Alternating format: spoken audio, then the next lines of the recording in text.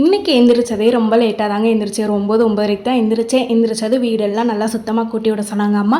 ஓகேன்னு அதையும் முடிச்சுட்டு அப்படியே இன்றைக்கி கறி குழம்புக்கு அம்மா ரெடி பண்ண ஆரம்பிச்சுட்டாங்க. இன்றைக்கி வேறு மாதிரி வைக்கலாமேன்னு சொல்லிட்டு தான் அவங்களும் ஸ்டார்ட் பண்ணியிருந்தாங்க. எப்படின்னா அரைச்சி ஊற்றி இன்றைக்கி அம்மா வைக்கலான்னு சொல்லியிருந்தாங்க. என்னடா அப்படின்னு சொல்லி நானே யோசிச்சுட்டு இருந்தேன். இல்லை எப்போவுமே சும்மா வதக்கி விட்டு நம்ம கறி மட்டும் வேக வச்சு அப்படியே போடுவோம்ல. இன்றைக்கி பட்டை சோம்பு போட்டு அதை நல்லா தாளிச்சிட்டு அது நல்லா பொரியவும் வெங்காயமும் வெள்ளைப்பூடு மட்டும் போட்டிருந்தாங்க. கறியில் ஆல்ரெடி இஞ்சி பூண்டு பேஸ்ட்டு போட்டு வேக வச்சுட்டாங்க. அதனால இதிலே இஞ்சி சேர்க்க வேணாம், சும்மா வெள்ளைப்பூடு மட்டும் போட்டு அதையும் நல்லா வதக்கிட்டு தக்காளி 2 போட்டுட்டாங்க.